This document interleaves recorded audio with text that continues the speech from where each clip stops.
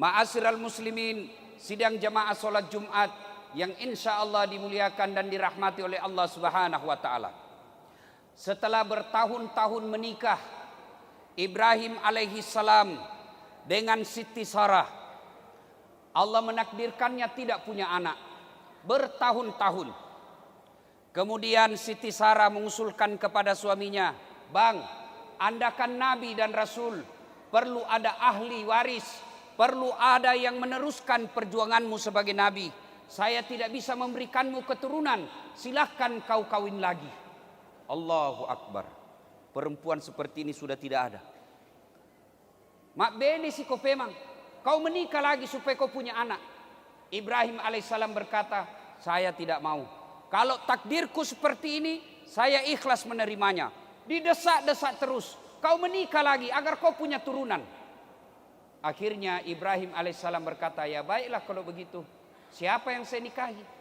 Siti Sarah berkata, "Tidak usah cari yang jauh-jauh. Ini saja pembantu tak, namanya Siti Hajar." Menikah. Sebelum menikah, pada saat belum punya anak, itu Ibrahim alaihissalam berkurban. Apa yang dikurbankan? 100 ekor onta, 300 ekor sapi, dan 1000 ekor domba. Kira-kira kalau dirupiahkan sekarang kurang lebih 25 miliar. Semua orang mengaguminya, semua orang memujinya. Kata Ibrahim, "Luar biasa kau Ibrahim. 1000 domba, 300 sapi, 100 onta. Luar biasa banyaknya ini pengorbananmu kepada Allah." Ibrahim dipuji, datang penyakit kepujiannya. Semua manusia kan senang dipuji. "Wih, makin muda kau, padahal kita makin tua, tapi kita senang." Ibrahim pun kena. Ketika dipuji, keluar mulutnya, lepas kontrol. Wah, tidak seberapa ini, 25 miliar, kecil ini.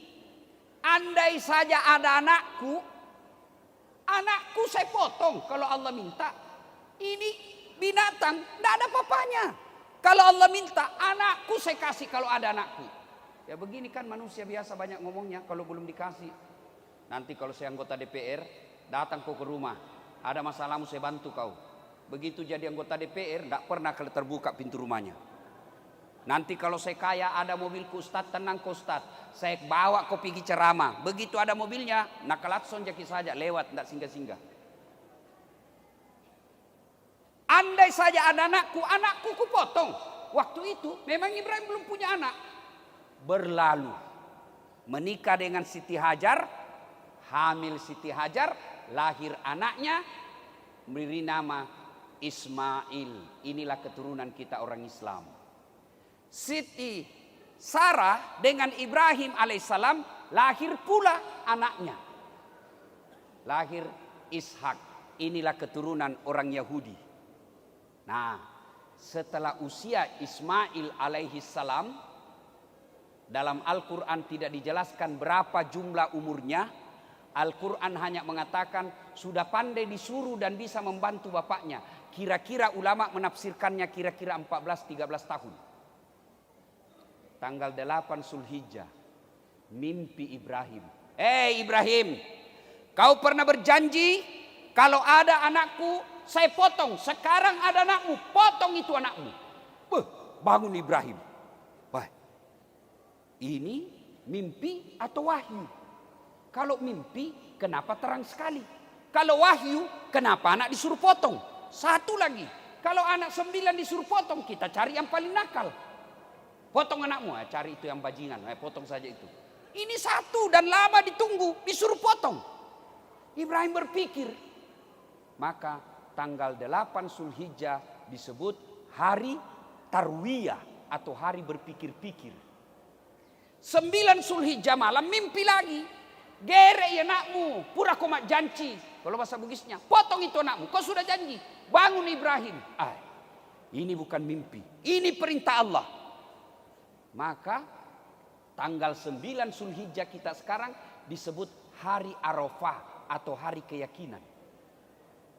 Tanggal 10 Zulhijjah Dia kasih tahu istrinya, Hajar, mandi kau itu anakku baik-baik, kasih pakai baju baru, sisir rambutnya bagus-bagus, saya mau bawa pergi jalan-jalan. Baik, maka dibawalah anaknya, dipanggil Ismail. Nak, kalau semalam saya diperintah Allah memotongmu, menurutmu bagaimana? Kira-kira kalau anak tak ditanya itu, nah suruh kak potong ke Tuhan, bagaimana menurutmu? Anak tak pintar pak, apa jawabannya? Jangan saya pak, nenekku mau yang sudah tua. Itu jawaban orang pintar tapi tidak soleh. Itu jawaban orang pintar tapi tidak soleh. Tapi apa jawaban Ismail alaihissalam? Nah, saya disuruh potong kamu, menurutmu bagaimana? Apa jawaban Ismail alaihissalam? Laksanakan pak, jangan ragu.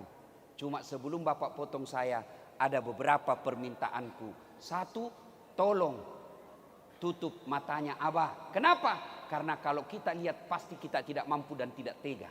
Dua, tolong ikat tanganku dan kakiku. Supaya apa? Saya tidak meronta-ronta kesakitan. Tiga, tolong baju yang saya pakai jangan disentuh darah. Supaya ibuku ketika melihat dia tidak ingat saya. Dan yang keempat, kalau saya sudah wafat, jangan ada lewat anak-anak seumurku depan rumah supaya ibuku tidak mengenangku lagi. Baik, jalanlah dua manusia ini. Ibrahim dia bawa anaknya Ismail alaihissalam menunaikan janjinya tanggal 10 Zulhijjah. Maka kita sekarang tanggal 10 Zulhijjah disebut hari An-Nahar atau hari melaksanakan janji.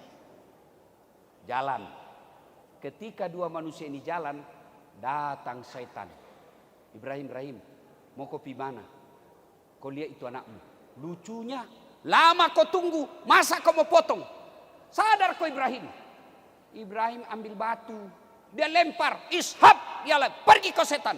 Jangankan anakku, diriku juga saya potong kalau perintah Allah. Pergi kau. Lempar. Setan lari. Sampai kota baru, balik lagi. Dia goda. Gagal menggoda Ibrahim, dia datang ke istrinya. Hajar, kau tahu enggak mau dibawa kemana anakmu? Mau jalan-jalan. Bohong, dia bohongi kau suamimu. Dia mau potong. Ah, masa bisa? Kenapa bisa? Katanya perintah Tuhannya. Siti Hajar berkata, jangankan anakku, saya saja siap dipotong kalau itu perintah Allah. Lempar lagi setan. Lemparan kedua. Putus asa setan? Tidak. Dia datangi lagi anaknya. Ismail, kau tahu mau dibawa kemana bapakmu? Setan masih mau bicara, langsung dilempar kena mata kanannya. Inilah sejarahnya melempar 3 jumroh kalau kita pergi menunaikan ibadah haji dan seterusnya. Begitu sampai di tempat penyembelihan, dipotong anaknya, tidak mempan. Nagere anaknya, tidak mempan. Loh, keras sekali nih kulitnya. Ismail berkata, barangkali tumpul pak. Dia hantamkan ke batu, 1 kali hantam, hancur batunya. Lalu Ismail berkata, ulangi pak. Sebelum diulang, lepaskan ikatan tanganku, lepaskan ikatan kakiku. Kenapa? Kalau saya diikat, nanti Allah menilai saya tidak ikhlas dan tidak tulus. Lepaskan ikatanku. Dilepas. Begitu mau disembelih kedua kalinya, Allah di atas aras memanggil malaikat Jibril. Jibril, kau lihat itu hambaku. Kau lihat itu hambaku, perintahnya. Lalu Allah subhanahu wa ta'ala memuji dua manusia ini dengan membesarkan. Malaikat Jibril bertakbir, Allahu Akbar, Allahu Akbar, Allahu Akbar. Disambung oleh Ibrahim alaihissalam, La ilaha illallah huwallahu akbar. Mendengar ini, lalu Ismail alaihissalam melanjutkannya, Allahu Akbar walillahil hamd. Itulah sejarah takbir kalau bapak takbiran hari raya. Allahu Akbar, Allahu Akbar, Allahu Akbar. Malaikat, La ilaha illallah wallahu akbar. Ibrahim, Allahu Akbar walillahil hamd. Ismail. Nah, setelah itu Allah perintahkan Jibril, kau ganti lehernya Ismail dengan leher onta atau domba. Disembeli, selesailah inilah uji coba keimanan Ibrahim alaihissalam, yang beberapa hari lagi yang akan datang kita juga akan diuji kemampuan kita, diuji iman kita. Mau jako itu kurban. Alhamdulillah Pak, Allah tidak minta potong anak, Allah cuma minta potong kok kambing. Di jalan sekitar, saya tidak bisa beli kambing Ustaz. Kau tidak bisa beli kambing, tapi rokok, pulsa kau bisa beli. Kambing 1,5 juta. Kumpul itu pembeli pulsamu, kumpul itu pembeli rokokmu, bisa 1 ekor sapi kamu beli. Jadi saudara-saudaraku perokok dan pembakar pulsa data, hati-hati kok. Mengaku beriman tapi kau tidak berkurban, siapa yang ngakui kau beriman? Maka kurbankan. Idul Kurban, ibadah haji sangat erat dengan kaitannya pengorbanan kita. Korban apa? Mari korbankan waktu. Allah minta korbankan waktumu ketika hari Jumat. Tinggalkan tambangmu, tinggalkan kebunmu, tinggalkan niagamu. Kau datang berkurban. Saya cuma minta kurban waktuku sedikit 10 menit. Kalian yang punya harta, kurbankan. Dan berkurbannya jangan cari sapi yang sakit. Syaratnya sehat, cukup umur, tidak cacat. Biasanya kita kan, sudahlah, daripada hilang saja potong. Itu tidak ikhlas. Mari saudaraku, sambut Idul Kurban. Sebelum waktu habis, sapi 1 ekor, mari.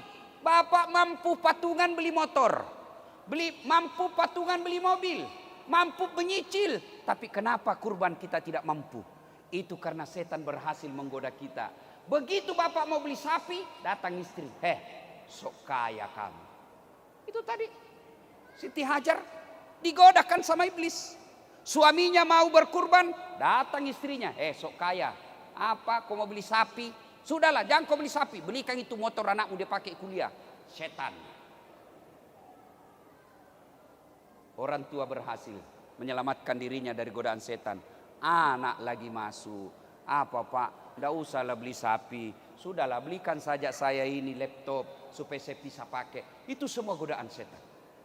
Maka belajar dari kisah sederhana yang kita sering dengar ini. Hampir tiap tahun kita dengar sisi cerita kurban ini. Tapi kenapa belum mampu kita berkurban? Tapi saudaraku, anggaplah memang kita tidak mampu.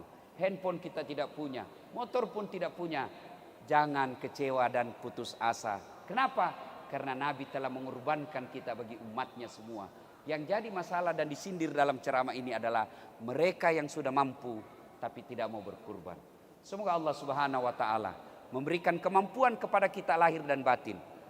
Memberikan kemampuan kita fisik, iman dan keyakinan supaya hari-hari yang akan datang sebelum masuk Idul Kurban kita sudah minimal punya sapi untuk kita korbankan. Sapi dagingnya, darahnya tidak sampai kepada Allah. Tapi apa yang sampai? Iman kita yang mau berkurban, bersusah payah mengumpulkan harta untuk mengikuti perintah agama Allah. Semoga ada manfaat, lebih dan kurangnya mohon dimaafkan. Barakallahu li wa lakum wa izaisil mu'minin. Innahu huwal ghafurur rahim.